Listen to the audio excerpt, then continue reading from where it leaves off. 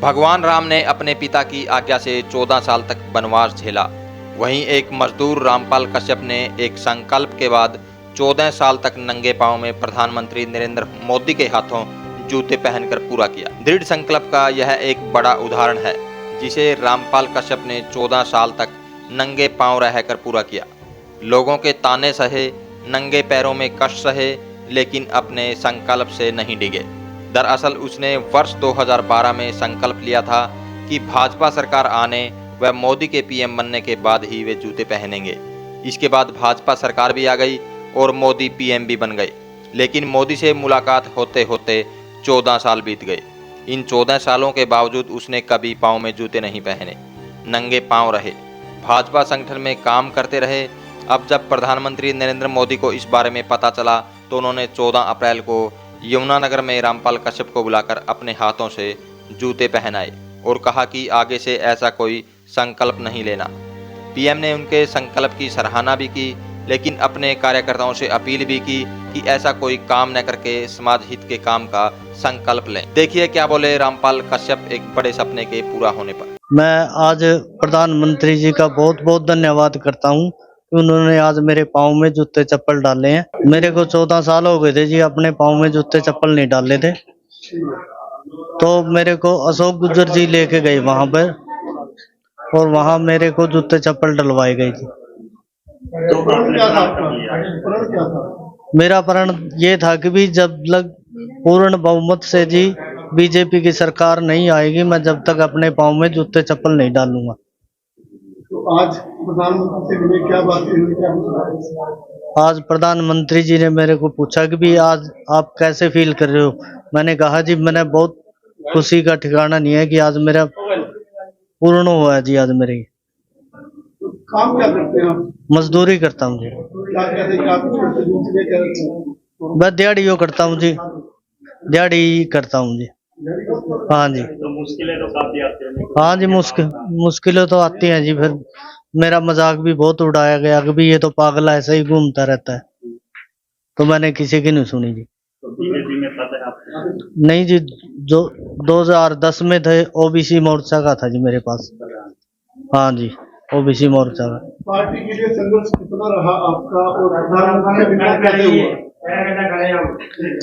प्रधानमंत्री जी से मिलने के लिए मैं रेखा शर्मा जी का बहुत बहुत धन्यवाद करता हूँ। उन्होंने ही मेरे को मिलवाया है। बहुत बढ़िया लग रहा है जी। आज मेरा खुशी का ठिकाना नहीं, मेरे लिए तो वो प्रधानमंत्री जी भगवान के रूप में ही थे जी। आज मेरे को जो मेरे पाँव में जूते चप्पल डलवाए, तो अभी इनको कैसे रखोगे? मैं ऐसे ही रखूंगा जी इनको।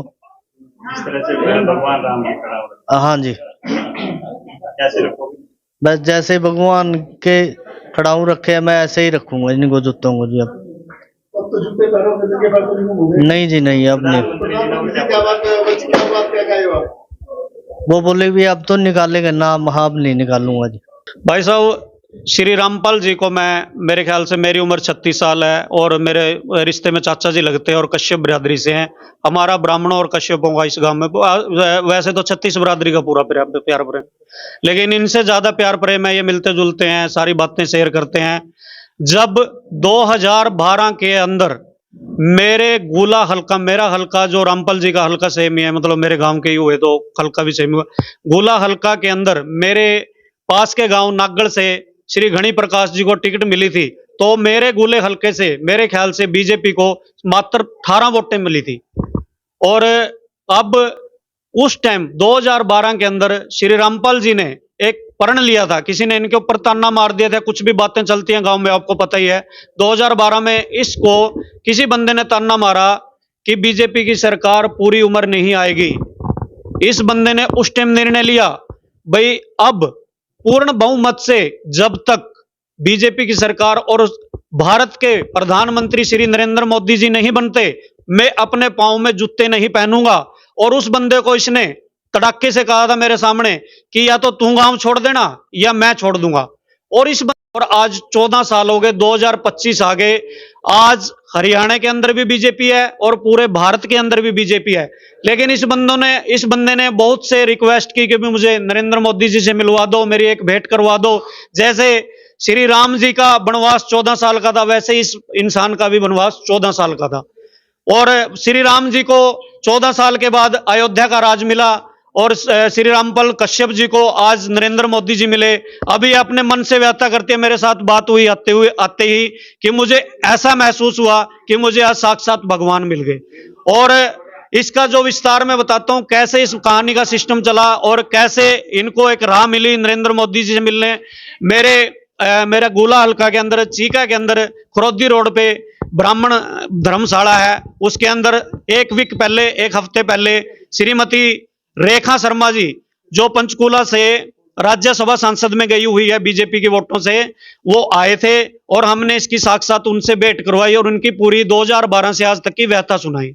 और उनको पूरी कहानी सुनने के बाद उनकी आंखों में आंसू आए और हृदय में भी एक रोष प्रकट हुआ कि एक बंदा, एक मजदूर, मतलब बीजेपी कहती है ना भाई सबका साथ सबका विकास, भाई एक गरीब आदमी की मतलब इसने इतनी रिक्वेस्ट कर ली, सबसे बोल लिया और आज तक मिल नहीं पाए, तो उन्होंने इसकी तुरंत वीडियो बनाई और साथ के साथ पीएम ऑफिस में इनकी वीडियो शेयर की। और इनको कल देखो भगवान की कृपा कैसे होती है भाई साहब, साथ के साथ कल शाम को 5 बजे कॉल आ जाती है कि आप से श्री नरेंद्र मोदी जी भारत के प्रधानमंत्री, जिनको मिलने के लिए बीजेपी के मंत्री, विधायक और आम आदमी की तो औकात ही क्या है भाई साहब, भाई वो आपसे मिलना चाहते हैं और आपको अपने हाथों से जूते पहनाएंगे। देखो कितनी बड़ी बात है।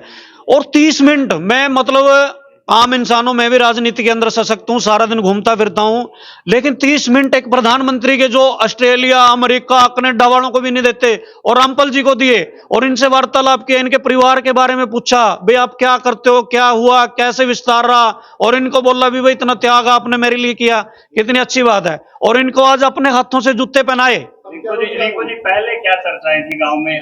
अरे चर्चाओं की तो भाई सब सुनो ना, देखो कोई प्लेयर है या कोई भी आज सक्सेस हो गया, आप पत्रकार हो, आप आज सक्सेस हो गए, आपको ये बोलेंगे भाई फलाने न्यूज से फलाना बंदा है।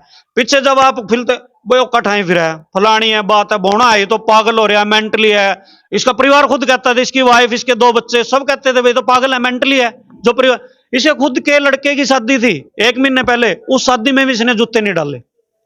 इसके लड़के ने खुद कहा भाई जूते नहीं। इसकी एक ही जिद थी कि जब तक भारत के प्रधानमंत्री श्री नरेंद्र मोदी मुझे अपने हाथों से जूते नहीं पहनाएंगे, मैं जूते नहीं पहनूंगा। देखो कितना बड़ा प्रण, ये तो हम द्वापर त्रेता युग में सुनते थे। इंसान ने तपस्या की है, किसी ऋषि ने तपस्या की, भाई शिव शंकर भगवान मुझे साक्षात दर्शन देंगे, वो बात होगी ना।